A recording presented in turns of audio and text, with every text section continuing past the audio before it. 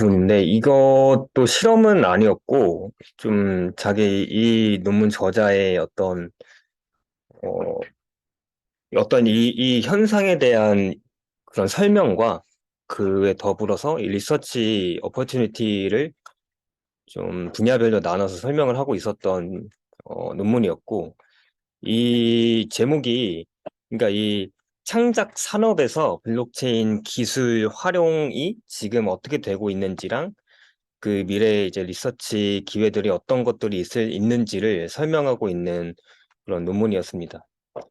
그 첫 번째 초록을 먼저 보면은 일단은 기존에 저희가 이 블록체인 기술이 도입되기 전에 기존의 창작자들은 이제 보통 중개 기관에 많이 의지를 해서 자신의 창작물을 퍼뜨리고 수익화를 했는데 이 블록체인 기술이 들어와서 블록체인 기반 NFT와 스마트 컨트랙트로 창작자와 고객 사이에 가까운 접근이 가능해졌다. 그리고 본 아티클의 이제 마케팅 리서처들에게 NFT와 스마트 컨트랙트에 대한 이해를 돕고 있고 이 트랜잭션 코스트를 감소시킴으로써 어떻게 이 시장을 변화시키고 있는지 논의를 하고 있습니다. 그 마지막으로는 이 창작자와 구매자 마켓들이 가지고 있는 제한과 어려움을 이야기를 하고 있고 아직 개척되지 않은 리서치 질문들에 대해서 나열을 하면서 논의를 하고 끝마치고 있었습니다. 그 첫 번째 섹션은 이 창작 산업과 트랜잭션 코스트인데, 그러니까 이 여기서 말하는 트랜잭션 코스트는 뒤에서 말씀드리겠지만은 이 여기 중개 기관에 의지해서 창작물을 퍼뜨리고 수익화하는 그 단계들이 너무나 많아져서 이 처리 비용이 많이 드는 그 부분을 말씀드리고 있습니다. 그래서 이 창작 산업은 이런 음악이나 책이나 아트웍, 패션, TV쇼, 영화, 게임 등을 포함하는 그런 산업이고, 요 창작 산업에서의 창작자는 필연적으로 창작물을 위한 여러 처리 단계를 거칩니다. 그래서 이 처리 과정에 나서는 많은 비용들, 요 트랜잭션 코스트 요거는 그들을 NFT와 스마트 컨트랙트로 고개를 돌리게 만들고 있고, 창작자들은 전체 시장의 일부만 수익으로 가져가는 기존 그런 형태가 있었습니다. 그림 1을 보시면 조금 더 명확히 설명이 나와 있는데, 이게 결국에 여기 아티스트가 창작자고 뭔가를 만드는 사람들이고, 결국 이 컨슈머가 소비자, 요 창작물을 소비하는 소비자인데, 요 가운데 되게 많은 이 중개 기관이 껴서 퍼블리시도 하고, 디스플레이 이 분배도 하고, 리테일도 하고 하다 보니, 여기서 가져가는 전체 마켓 셰어가 88%나 되고, 얘네 직접 만드는 사람들이 가져가는 게 전체의 12%밖에 안 되는 이런 기형적인 구조를 가지고 있었기 때문에 여기 창작자들은 여기 얘네를 거치지 않고 바로 이 컨슈머들에게 접근할 수 있는 블록체인 기술 기반된 그런 테크놀로지에 관심을 많이 가지게 되고 있다라고 배경 설명을 하고 있습니다. 그래서 결국에 이 블록체인 테크놀로지가 이 창작 산업에 무엇을 하고 있는지를 세분화해서 하나씩 설명을 하고 있는데, 이건 다들 아시다시피 블록체인 기술인 NFT와 스마트 컨트랙트로 아트웍의 독창성 소유권을 보장하는 건데, 이 대략적인 그 배경을 설명을 드리면, NFT 인프라 자체는 지금 현재 이더리움 블록체인이 2015년에 나온 이후로 80% 이상의 NFT가 이 안에서 민팅이 되고, 뭐 ERC20이나 ERC72를 간단히 소개하고 있고, 그리고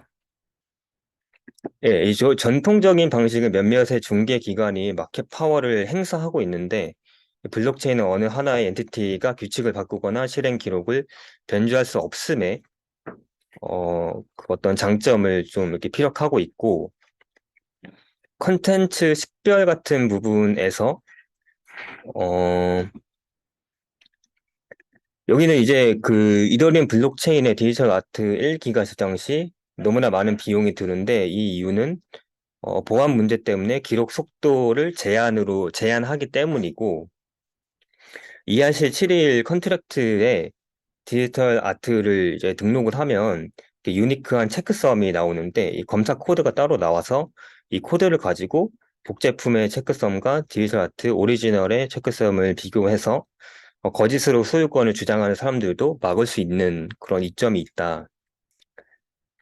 그리고 디지털 아트 외의 NFT로는 문자 메시지나 비디오 클립, 이벤트 티켓, 스포츠 카드, 게임 아이템 등등의 응용이 가능하고 또한 IoT 장치에 이제 피지컬 아트의 소유권을 디지털 레코드 형식으로 저장을 할 수가 있고 이 IoT 장치는 블록체인과 연결을 해서 어, 이 아트의 그러니까 이 장치와 예술 작품을 물리적으로 태그를 할 수 있기 때문에 이거를 막 강제로 떼어내도록 하거나 이 함부로 대하는 기록이 다 이제 남으니까 추적이 가능하다. 그 블록체인 그 수수료 같은 부분, 수수료 부분이 또 나왔는데, 이게 이제 그 난이도에 따라서 블록체인 처리량을 제한을 하는 부분이고, 그래서 이제 옥션 그 비딩을 통해서 마이너에게 지불을 하는데 이 NFT의 숫자 자체가 너무나 많아지기 때문에 이더리움 블록체인 자체가 너무 이 과포화 상태가 돼서 이 옥션이 이 비딩이 점점 이제 경쟁적이 되고 있다. 그래서 오프체인 솔루션 및 솔라나 그리고 세컨더리 체인도 등장을 하고 있다. 그리고 이 민팅 NFT 관련해서는 오픈시 등의 이제 마켓에서 NFT를 판매하기 때문에 소비자들은 비교를 통한 현명한 선택이 가능하고, 그러니까 이 스마트 컨트랙트로 짜여져 있는 마켓 안에서 거래가 이루어지기 때문에 구매자는 지불을 꼭 해야 되고 판매자는 NFT 소유권을 꼭 이전을 해야지 연기할 수 없는 그런 이점이 있다. 그리고 이 이 기존 그 전통적인 채널로 그 소유권, 어떤 그 예술 작품의 소유권을 옮기는 절차는 너무 힘들고, 이제 기간을 결쳐야 되는데, NFT에 리셀을 하면 이게 자유롭게 되고, 소유권 이동 히스토리가 블록체인에 저장되기 때문에 이런 이점이 있다.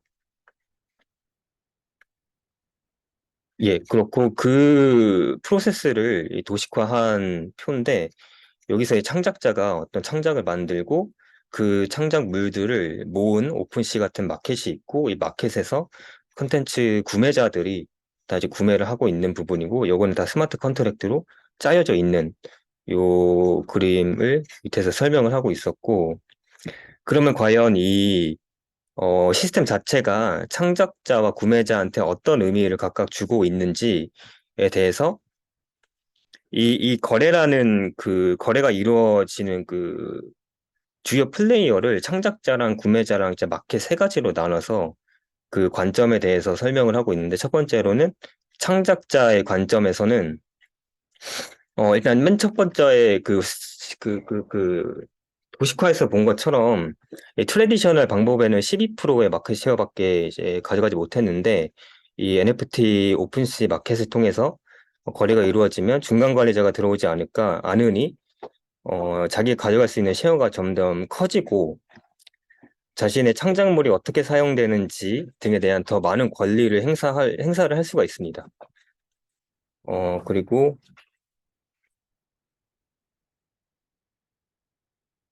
예, 그리고, 이 부분은 이제 예를 들어서 이제 송라이터, 작곡을 하는 사람들이 곡을 쓰고 입금까지 한 9개월에서 1년 정도가 소요가 되는데 이거는 다 이 중개 기관들이 들어오기 때문이기 때문에 NFT 마켓을 이용하면 훨씬 빠르게 자기가 창작을 하고 그에 대한 보상을 받을 수 있는 그런 이점이 있습니다. 구매자 관점에서 봤을 때는 이 자기가 구매하고자 하는 그 디지털 아트에 대한 프로덕트에 대한 이 어센티시티를 증명하는 데 많은 도움을 받을 수가 있고 구매하고자 하는 제품을 둘러싼 모든 처리가 저장이 되고 히스토리화 되기 때문에 그걸 보고 믿고 구매를 할 수 있는 점. 그리고 이 구매자 사이 중개 절차의 간소화로 구매자 입장에서도 훨씬 저렴한 가격으로 예술 작품을 구매할 수 있는 장점이 있고 또한 이 블록체인 처리 방식이 이 처리 수수료 자체가 제품의 가치가 아닌 제품의 사이즈에 비례하게 책정이 되기 때문에 제품 가격에 비해 저렴한 피로 처리가 가능하다. 그러니까 이거가 무슨 말이냐면, 예를 들어, 뭐 이제 디지털 아트가 있는데, 이게 뭐 1기가밖에 안 되는데, 용량이, 이게 뭐 1억 달러의 가치가 있다라고 했을 때, 그 1기가 기준으로 피가, 수수료가 책정이 되지, 그 실제 가치로 책정이 되지 않기 때문에, 그 가치에 비하면은 상당히 저렴한 수수료로 처리가 가능하다는 점입니다. 하지만 또한 이 구매자 관점에서 챌린지가 있는데, 이제 모든 구매자가 새로운 기술이 접목된 거래를 편하게 생각하지 않고, 새로운 것이기 때문에 또 이제 교육하는 게 또 다른 숙제로 다가올 것이다. 그 부분이고, 마켓의 관점에서 봤을 때 이게 왜 좋은지는, 음, 일단 이 마켓에서 거래가 발생할 때 구매자와 판매자 모두 이득인 상황인데, 왜냐하면 스마트 컨트랙트에 판매자가 가격 하한선을 정해주면 수요 변동에 따른 가격 변동을 막을 수 있어 혼란이 축소되는 점이 있고, 마켓에 평판 시스템을 도입해서 이 어떤 거래가 이루어졌을 때 그 약속을 이행하지 않은 구매자나 판매자가 있을 시 다 기록으로 남길 수가 있다. 그래서 이러한 배경을 가지고 리서치 기회를 각 그 세 가지 방향에 맞춰서 던지고 있습니다. 세 가지 방향은 NFT 마켓의 퍼포먼스 측정이고, 두 번째는 마켓 참여자들의 전략적 행동 분석, 세 번째는 마켓 디자인입니다. 이런 리서치의 기회들이 있는데, 제가 실제로 찾아볼 수 있는 데이터의 종류에 대해서 간단하게 설명을 하고 있었고, 이제 오픈시에서는 컨텐츠를 자유롭게 볼 수 있고, 비상업적 목적이면 다 다운로드까지 가능하다고 합니다. 그 이더리움 퍼블릭 블록체인에 있는 스마트 컨트랙트는 자유롭게 접근이 가능하고, 컨텐츠 오너의 신원 공개 없이 이 오너의 활동 내역까지 이제 열람이 가능하기 때문에 이 오너를 좀 더 믿고 이 오너의 작품을 좀 구매할 수 있는 그런 이점이 있었고, 첫 번째로 NFT 마켓의 퍼포먼스 측정인데, 음, 이 아티스트의 수입은 판매랑 재판매로부터의 수익이 첫 번째로 있고, 로열티와 라이센스로부터의 수익이 있습니다. 그렇다면 이 전체 수익이 블록체인 채널을 통한 가치의 퍼센트와 전통적 유통 채널을 통한 가치 퍼센트의 상호 비교가 가능하다. 예를 들면은 아까 그 맨 처음에 보여드렸던 그 도식화에서는 이제 뮤직 같은 경우는 전체 쉐어에서 12%밖에 가져가지 못하는데, 동일한 어떤 그 곡을 가지고 블록체인을 통한 가치의 퍼센트를 환산하니 뭐 2, 30%가 나왔다라고 하면 비교를 통해서 이 블록체인 채널의 좀 우월성을 좀 입증할 수 있는 그런 리서치가 가능할 거라고 제안을 하고 있었고, 두 번째로는 이 근본적인 가치와 투기적 가치를 어떻게 분리할 수 있을까? 이건 뭐냐면, 사람들 보통 그 NFT 마켓에는 투기적인 거품이 껴있다고 믿고 있습니다. 근데 이 NFT 마켓에 실제로 얼마나 퍼포먼스를 발휘하고 있는지 분석을 하기 위해서는 구체적으로 투기 거품의 정도를 파악을 해야 되는데, 이 거품이 어느 정도 크기고 얼마나 이제 확장이 되고 있는지를 리서치를 해보면 좋을 것 같다. 뭐 이런 이야기도 있었고, 이 NFT 가격 책정 같은 경우인데 지금 현실을 보면 소수의 유망 NFT만 정말 높은 가격에 팔리고 대부분 NFT들은 절대 팔리지 않고 있는 상황인데, 그렇기 때문에 이 가격에 대해서 예측할 수 있는 관점이 필요하다고 합니다. 이 가격에 영향을 미치는 크게 한 네 가지 요소가 이 NFT 가격에 영향을 미치고 있는데, 첫 번째는 예술 전문가로부터 예술로서 인정받는 정도가 있고, 두 번째는 대중들의 구매 의지가 있고, 세 번째는 수학적인 희소성이 있고, 네 번째는 배타적 커뮤니티 입장권으로서의 NFT 역할이 있습니다. 그래서 이 네 가지를 음, 좀 분석하고 어떤 예측 모델을 만들면 추후에 있을 어떤 아티스트들의 NFT 제작하고 그것에 이제 가격 정책을 매기는데 좀 도움이 많이 될 수 있을 거라고 이야기하고 있고, 그리고 어느 정도까지 블록체인이 어센티시티를 보호하고 위조를 막을 수 있을까라는 의문이 또 있었는데, 이건 이제 카운터페이트과 카피캣, 그러니까 위조품과 모조품에 대한 간략한 설명이 있었고, 어, 그러니까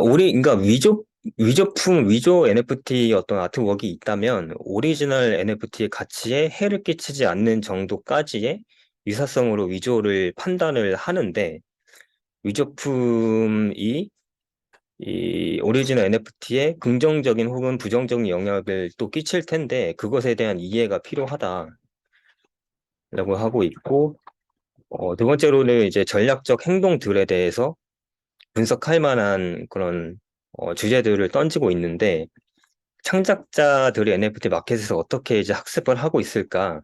창작자들은 성공적인 NFT 모방에 치중을 할까? 아니면 자신의 예술성에 대한 창조적인 활동에 치중을 할까? NFT 마켓에 있는 창작물들의 추적 가능한 데이터를 통해 조사가 가능할 것이다. 그 구매자들은 NFT 구매를 어떻게 결정을 할까? 가치가 올라가고 있는 NFT를 구매할까? 아니면은 지금 가치가 좀 떨어져 있는 저가 NFT들을 매수하는 방법을 사용할까? 이런 또 리서치 기회가 있었고 NFT 관련 토픽을 미디어에서 많이 접하면 NFT 구매를 많이 이끌어낼 수 있을까? 이런 상관관계에 대해서 또 리서치를 해보면 좋을 것 같고 그리고 이거는 그 공동 소유에 대한 것인데 이제 팬 베이스로 NFT를 공동 소유하면 더욱 사람들이 그 NFT에 몰입을 할 수 있을까라는 부분이고 예를 들면은 작은 단위로 쪼개진 하나의 그 곡에 대한 소유권을 많은 사람들이 공동으로 소유를 하면 그 소유한 사람들끼리 그 다 함께 곡을 홍보를 할 수가 있고 인기에 힘입어 수익 발생 시 지분별로 이제 분배가 가능하기 때문에 이 공동 소유 방법이 이제 혼자 소유하는 것보다 얼마나 더 효율적인지 분석하는 리서치도 가능하다. 그 마지막으로 설계 부분인데 실릴 수 있는 컨텐츠 선호를 유도하기 위한 스마트 계약은 어떻게 짜면 좋을까라는 스마트 컨트랙트 설계에 대한 부분이고 음, 만약에, 그러니까 이 NFT가 한번 판매되고 계속 리셀되는 그런 구조를 가지고 있는데, NFT 리셀에 대한 수수료가 낮으면 투기성 거래가 자주 일어날 것이고, 수수료가 높으면 거래 크기를 키우려는 노력을 할 건데, 그렇다면 최적화된 수수료는 어느 정도이며, 어느 환경에 어떻게 적용해야 될까? 이런 것까지 리서치를 하면 좋을 것 같고, 네, 이렇게 리서치가 가능한 기회들을 던지고 있었고, 그래서 이제 결론적으로는 자기 이 논문의 저자는 본 아티클의 목적은 미래에 있을 리서치에 영감을 주기 위함이고 새로운 기술이 산업의 방해물로 인식이 되면 안 되고 창작 산업은 특이하게도 많은 중개 기관이 개입되어 있어 많은 비용이 발생해 왔는데 이런 비용에 대해서 블록체인 해결책에 대해서 논의를 하고 있었다. 이렇게 마무리하고 있었습니다. 이 논문을 보고 생각한 것은 이 투기나 거품의 정도 및 NFT 아트웍 가격 책정 예측에 대한 리서치는 제가 좀 진지하게 관심이 좀 많이 갔었던 부분이라 실제로 어, 나중에 해볼 수도 있을 것 같은데 이런 진짜 한다면 얼마나 큰 의미가 있을지는 좀 잘 모르겠습니다. 네, 이렇게 하나 준비했고 두 번째는 좀 길어서 계속 보고 있는데 네, 이렇게 준비했습니다. 혹시 그 IoT, 아까 IoT NFT 인증 음. 중간에 있었는데, IoT랑 NFT를 통해서 혹시 봤어? 어떤 내용인지? 그 내용이 다야. 왼쪽. 네, 이 내용이 다고 그러니까 어,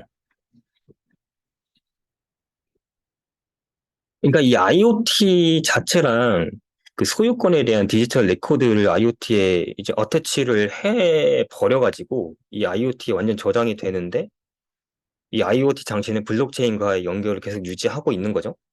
그래서 이 IoT에서 이 디지털 소유권을 뭐 이렇게 막 함부로 막 어떻게 변조하려고 하거나 뭔가 조작이 있었다 그러면 다 추적이 돼서 발각이 되는 뭐 그런 정도의 설명이었습니다. 사실 저기서 말하는 IoT 약간 그냥 스토리지인데 나스 같은 건데 블록체인에 듣고 연결돼 있어가지고 NFT 소유권만 저장돼 있는. 그러니까 IoT 어디다 쓰죠? 그러니까 저기서 말하는 IoT가 흔히 하는 그 IoT 아키텍처에 들어가는 그 IoT인지 아니면 그냥 저장 장치로 쓰였는데 네트워크에 연결돼서 단순히 NFT 소유권을 갖고 있는 장치인지. 저는 실제 장치로 읽긴 했는데, 실제 장치가 그러니까 실제 장치를 장치 인증을 NFT로 한다는 얘기 아니야? Temper with the device research. 장치 인증 자체를 NFT로 한다. 나는 그렇게 들었어. 들었어. 장치 자체를. 뭐 그럼 살짝 장치 그러니까 맥 어드레스 가진 것처럼 NFT는 고유하니까 그거를 맥 어드레스 대체해서 쓴 건데 그거에 이점 지금 내가 좀 생각해봐야죠. 해야 돼. 씨, 잠깐만. On IoT device can be physically tagged on pressure. low power Bluetooth connection. 그것도 이상해. 블록체인이랑 블루투스랑 어떻게 돼? 디바이스 되잖아요. 제가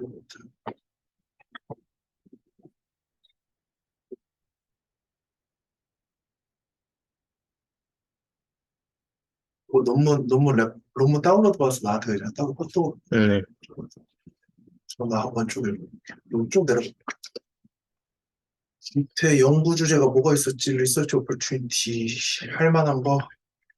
여기 NFT 마켓에 거품 투기가 뭐 얼마나 껴있을까? 야, 저건 내가 뭐 어떻게 도와줄 수 없다. 가격 책정할 때 특정 알고리즘. 측정하는 것. 그리고 이 공동 소유는 조금 해볼만 할 것 같습니다. 맞아. 공동 소유는 그룹 키 걸 확실히 살짝 그룹 키를 조금 공부해야 될 수도 있어. 저거를. 예. 공동 소유. 나도 저거 한번 그 좀 많이 떠오르던데 이거는. 예를 들어 조용필 노래 뭐 하나 있으면은 거기에 지분을 넣어가지고 그 많이 떠오르고 있어서 요거는 진짜 해보면은 좋을 것 같은데. 근데 단순하게 NFT를 쪼개서 갖는 마더 NFT 있고 그냥 차일드 NFT 있고 이렇게 하면 되긴 되거든 또 저것도. 근데 그때 가스비 문제 때문에 좀 안 하던. 가스비는 뭐 더 비싸게 그 포함해서 사는 거지 뭐. 저 공동 소유하면 바로 부동산 아니에요? 바로 여기 낼것 같은데? 그치 그걸랑도 조금 걸리기도 하고. 와우는 뭐야? 웨드브마스 그냥 그 많은 사람들이 한 번에 같이 아, 뭐 의견을 나눈다 뭐 그런 느낌으로 이해했어요.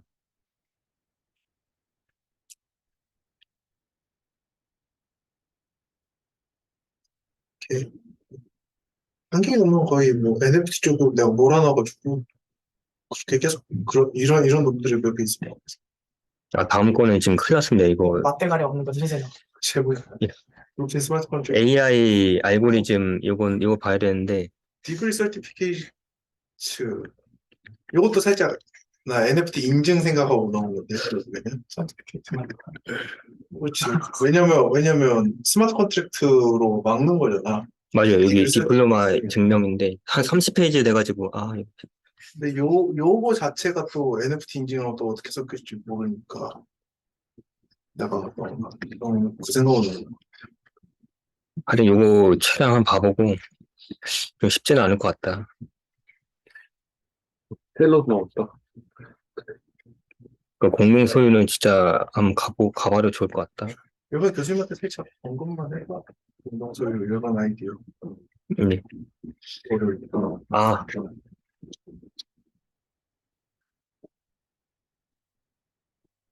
그냥 저거 논문 읽다 보니까 저거 아이디어가 있었다 하면서 한 10장을 만들면 될 것 같아. 그러니까 나도 저런 거 생각하면서 이걸